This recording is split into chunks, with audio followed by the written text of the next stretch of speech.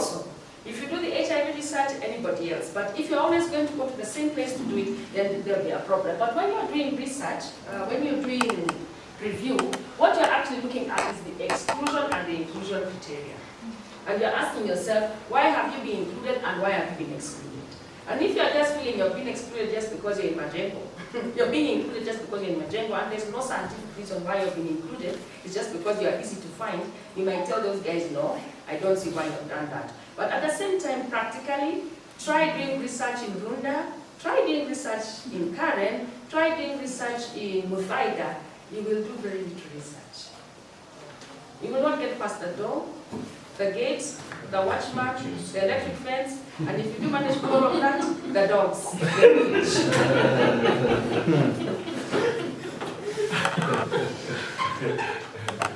So I don't blame my researchers. I don't blame my researchers. But at the back of your mind, you should be thinking of that justice issue. Remember, we all have the same dignity, and at one point you might say, and we have been accused of that, and it is correct to be accused, but we have certainly over-researched some places. We certainly have. We just go back to the same place, because now we even put our systems, we have a demographic surveillance system going on. I mean, it's so beautiful. Our sites are there, we don't feel like going anywhere else. We've been there for 30 years. In Kilifi, we've been there for 30 years. In Kisumu, we've been there for 30 years. And you guys will be here 1 or 2 plus 30 years. And you don't want to go anywhere. You know your community, they know you, you've done community engagement, but it's just a thought at the back of your mind, like, are we really distributing the burdens and the benefits in a proper way? Yeah. So usually an inclusion criteria has to go towards the question you're asking, and exclusion is supposed to go towards safety. So you don't want to overburden people. But I'll say those words again when I'm telling you how to review a proposal. So don't worry. Quick one. Sorry. Yes, please. If you're proposing a vulnerable population or a highly researched population, something, do you need to make the justification about why your research is doing them a service when you propose to the ethics committee? Meaning, for instance, I'm thinking about a resident who did sex workers experience in the hospital. Yes. You might say they're vulnerable and they should be left alone, but of course the point of the research was to see them, to hear their voices and to bring it up. Yes. And so the idea is, like, when do you make that argument? That? Like that my research is meant to amplify their voice, as opposed to request from them to give because they're a captive population, because nobody's standing up for them, because I think research has the potential to do. So when in the process do when do you make that argument? In your proposal. It's the proposal. Yeah, in your proposal. So I'm presuming that you want to ask them, the sex workers in the hospital, about how they are treated. And actually a lot of research has been done about that, especially now for MSNs and now of course LGBTQ. So there's a certain way they are treated, and you want to hear it so that you can see whether you can have friendly places for them when they go, right? So when you're writing a proposal, then you put in that aspect. That yes, I want to start with this. I want them to ask this. I want to ask them these questions so that one of the outcomes of this study is that they'll have a voice. And I would hope that your ethics committee will agree and say yes, go ahead. You know, this whole story of vulnerable populations is a tricky one. You know, it's a pendulum, so it's a continuum. You know. So sometimes you want to protect them, but sometimes by protecting them, then you don't get answers from them. Yeah. And then you can't help them because you've asked people who are not vulnerable questions that they've answered very differently from the people who are vulnerable. Yeah. And even one of your expectations was doing research in vulnerable populations. And I would say do research in vulnerable populations. Bring it before the ethics committee and let them have a go at debating it. They may not agree with you. They'll write back to you and tell you, oh, friend, I don't think so, I don't think so. But then you can still write back and say, I think so. So what happens in Cambridge is that we'll now call you as the researcher and give you an opportunity to make your arguments. Yeah. Because you know, sometimes it's just, the written word sometimes miscommunicates a lot more than seeing somebody verbally. So when Eli would come, he'd sit there and he'd explain. He'd explain and we can hear him, we can look at his body language, we can see he's not a crook, he's not a con man, he seems very sincere, very passionate. You know, you are reading all of those things as they are talking. Those are the things you can't see on a piece of paper, isn't it? Then finally, he makes his case. Then we can actually ask you directly and tell you, okay, this is our concern. And then you can hear it from us. Because I noticed after a while of doing research administration, you could exchange letters 12 times.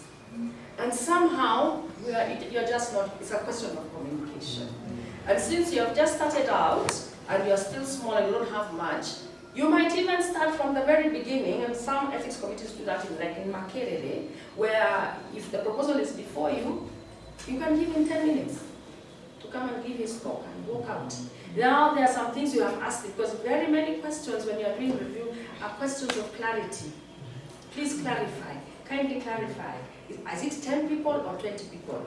Where are you going to be doing it? Clarify. So when he explains all of those things, you still make him write them in the proposal because it's the written word that matters, but at least now you understand how he wants to do it. So it doesn't stop you from asking the questions you are going to ask if the document was not clear. So I like ending with this slide again. It's from Professor Nanu. And we always end with this slide. We don't always, I think that's the wrong one, but we like to end on the fact that you need to review. You need to review. That is the purpose of the ethics committee. It's because you are multidisciplinary. You have quinoa, you have the pharmacist, you have everybody else who is represented here. Everybody's given a different point of view. It's a little bit more objective. You are getting views from different sides, so that you can at least now interrogate some of these issues. If you are the one wanting something to do something, you can only see it from your point of view, isn't it? Yeah. You just say, no, this is right. No, I've done it. And of course, you've taken so much time to write your proposal. You really feel nobody should be saying anything about it. Yes, sir. Go ahead. This is just an example. Well, I don't even know if it's an example, but based on recent times and recent events. So there was a documentary I was actually watching on cable about AI development. So there are these companies, subcontracted companies that come to Kenya to recruit people for work in trying to feed AI platforms with information. Because there are these platforms that's all built based on the more information AI has, the better it can actually evaluate, etc., etc. And this was on the issue of sex. And so these guys were talking about the images that they had to actually watch on the subject that they are feeding to the AI. And eventually, some of them are so affected by what they've seen that they are shutting down. It's affecting their own personal life, their personal views, their own experiences, and they are coming out to talk about these things. And the issue of justice and maleficence, I think, sort of marries these things together. But it's at the forefront of what's happening, especially in low-income countries. Yeah. It's so poorly regulated. I think one of you said you wanted to hear about the AI and ethics. It's so poorly regulated right now. Maybe one of you will come up with a framework, to help us, because they need a lot of data, and they're just getting a lot of information about us, and we are just, nobody's doing anything about that, because they're not coming through ethics committees. Isn't it? It's just something they're doing. So it's at a higher level, but you can still feed into that discussion and say, guys, no, this is not correct. So like now, if that was research, you now see what the briefing was all about. And before even in the form of consent document, you have told me you might see something disturbing. You see, before then, you'd have looked at the people who you are getting into your study and asking yourself, how is this going to affect? So what age group are they? Are they mature people? Or are they people who will be deeply disturbed? You see, that's the beauty of an ethical proposal, is that you'll ask all those questions and try to answer them before the study begins. But even as you start the study, if you notice some things, you can change it. So you request for an amendment from the ethics committee and say, oh dear, I thought this was going to work this way, but it's not working so well, so now we are changing it. When the spider webs unite, they can tie up a lion. Okay? I don't know why you want to tie up a lion, but this is a proverb from Ethiopia, which just means however little. Ile kitu kidogo nasema hii ni kitu kidogo. Speak it up. Let's see that we are ethical. We are ethical. Yeah, and it's a top-down effect. You are ethical, that's the way you talk. People around will start saying, Uyo Lillian, she's going to start saying, is it ethical? So they'll start thinking already before they're talking to you that this thing has to be, is it ethical? Now let me stop there and allow the next speaker to come. Before the next speaker comes, I just wanted to throw out a question to the group.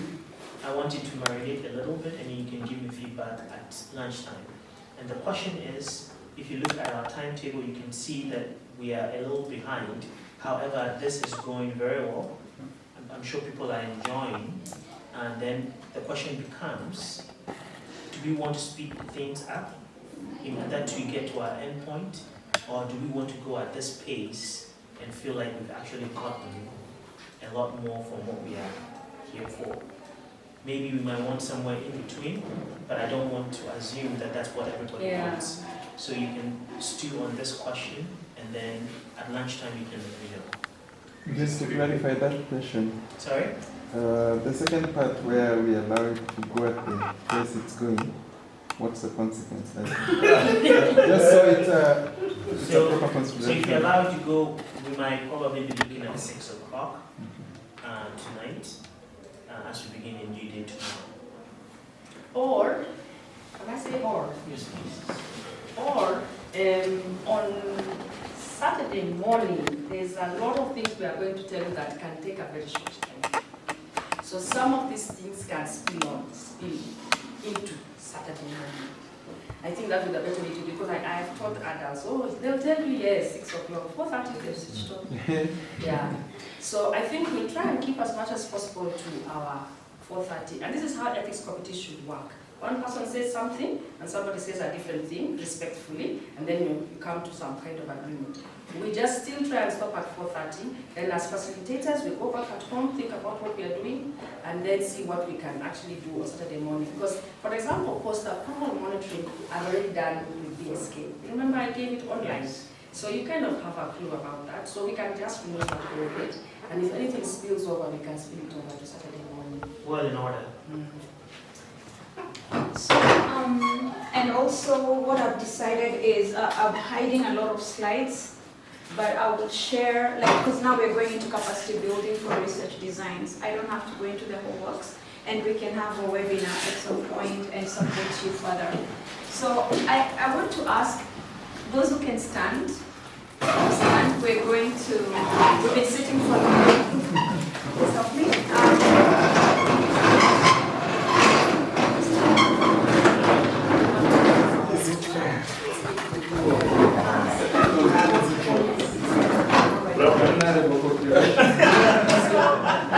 That's why I said if you can stand. We are going to write the word Gloria, with our hands. Who knows that one? We start with the C. They come and show us. Chogoria with our hands. Which is C? There. But which way is the C facing? Can face anyway. Okay. So how do you write? And you stretch it. The point is to stretch. What is to C? Then H. Oh no. H. Then O. Then G. We need that hook because there's a C. Then there's a C. Then O again. Then R. Woo! How are we going to do R? R is an O. Then there's a hand. Then I goes. Stretch up. Stretch. The point is to stretch. Yeah. Then A. Chogoria. Yay!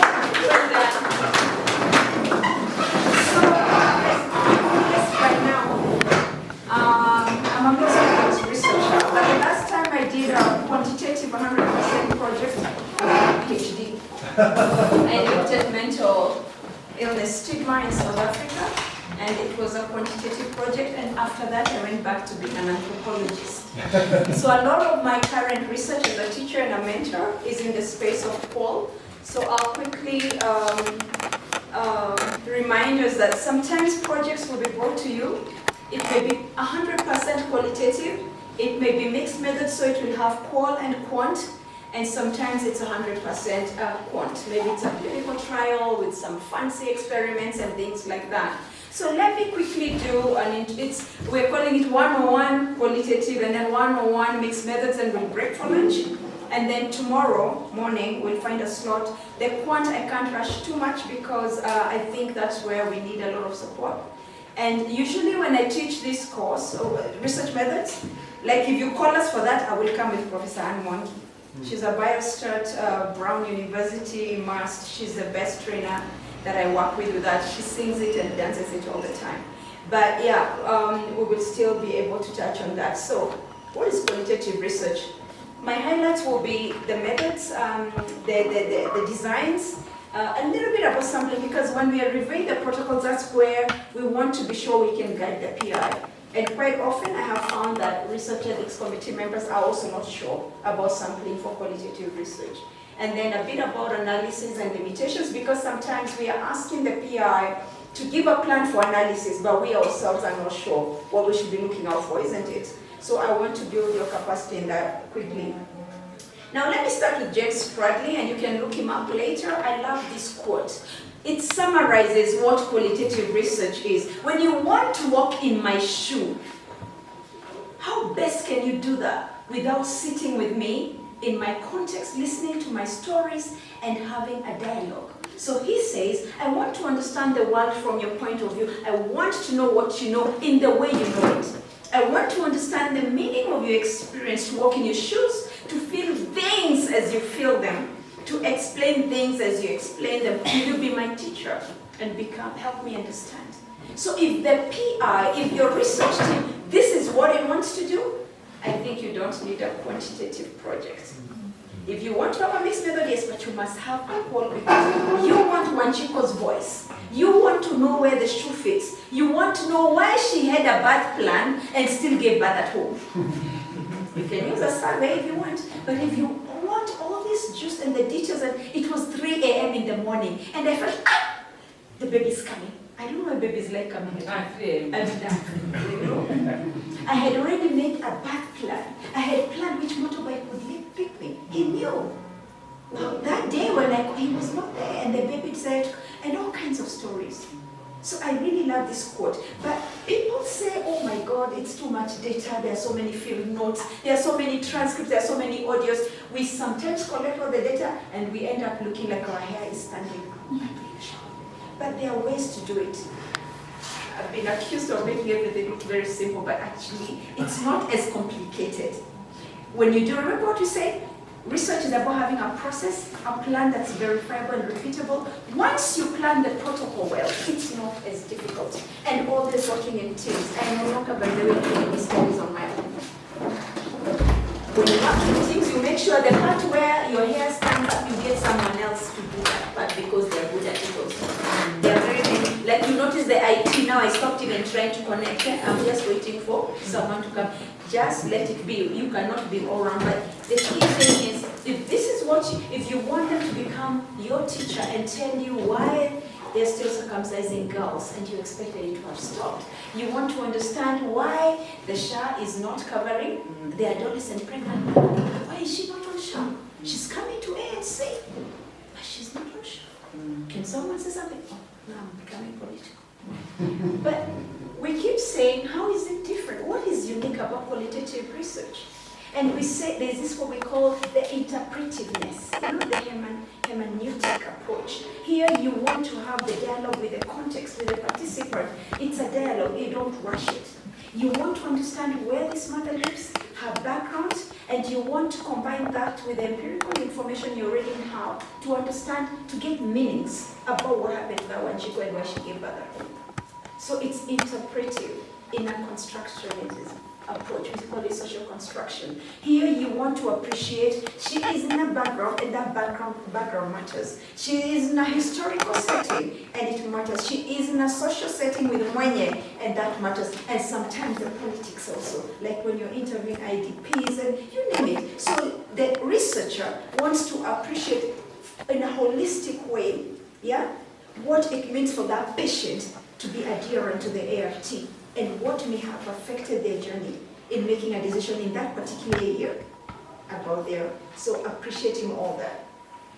So when you look at quant and qual, in quantitative studies, quite often we call it deductive reasoning. We always start with there's already an existing empirical database and theories around that, and you want to, remember we said research must add to the database. You want to test something beyond what had been done. You're hypothesizing on how the variables are related one way or the other. Then you go collect your data. So you go and do your surveys, or you do your experiment, and you do all those observations around whatever it is you're doing, that phenomena. Then you confirm the theory that you had seen. Maybe your null hypothesis holds, or whatever it is. You confirm and you tell us, aha, I have confirmed this way, or I have a new thing to propose about the data from Jogoria. It's very different from the Kilifi data, therefore I'm hypothesizing this is what is going on. You confirm it or not, and then you can even start another study. Now, on the other hand, qualitative is more inductive.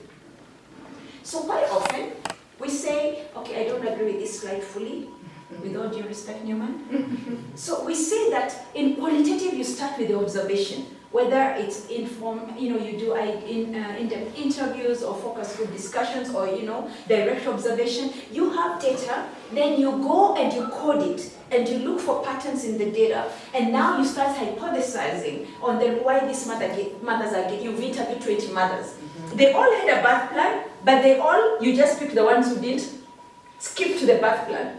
Then you have all this data, and you go through it, and you see a pattern. They all gave birth at home. It was all of them, it was at night.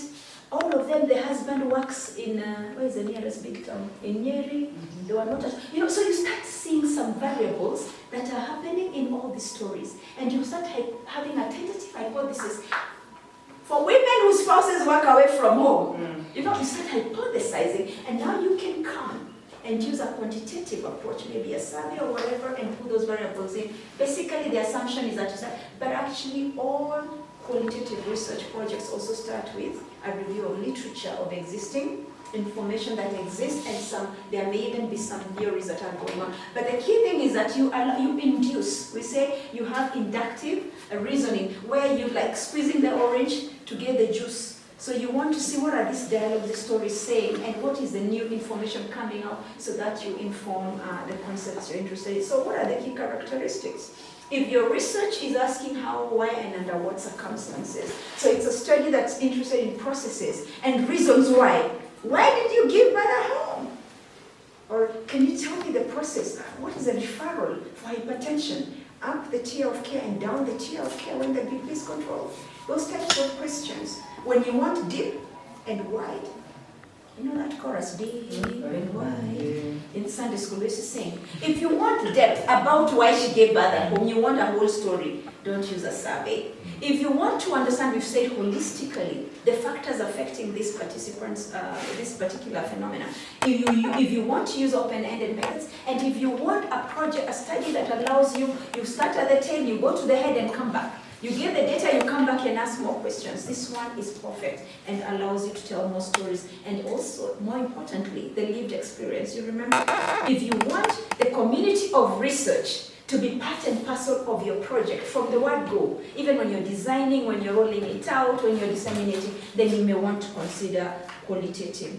The other key thing is that you as a researcher become very, very important in your project. You affect the field, as we say.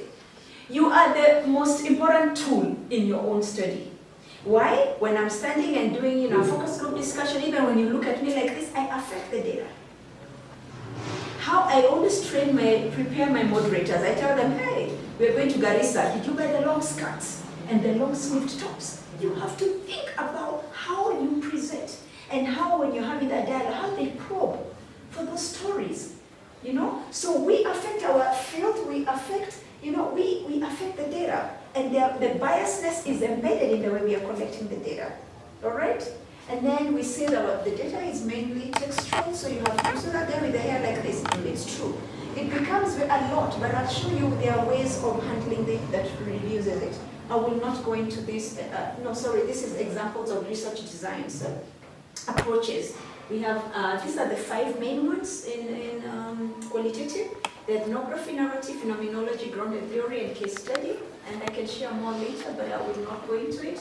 But these are all methods that allow you to do what we just said. They allow you to ask why questions.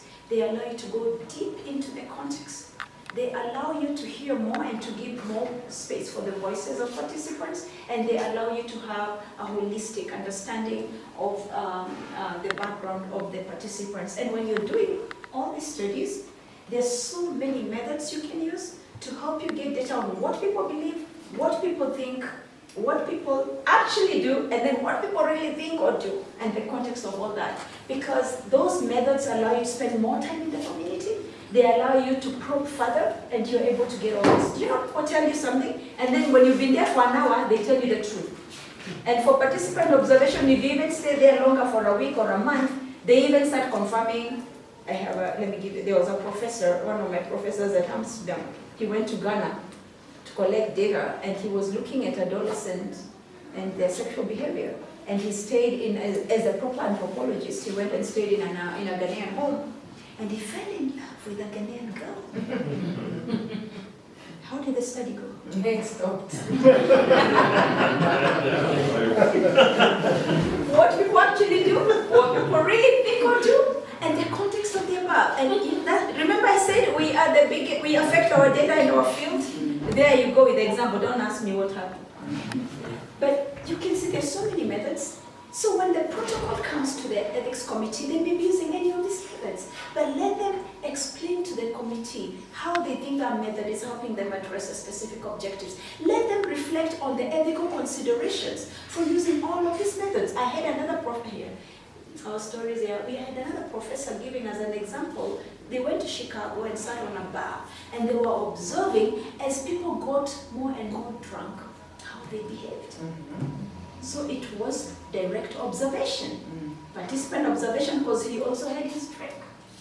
So we were asking, hey, Prof, at what point did you consent these people?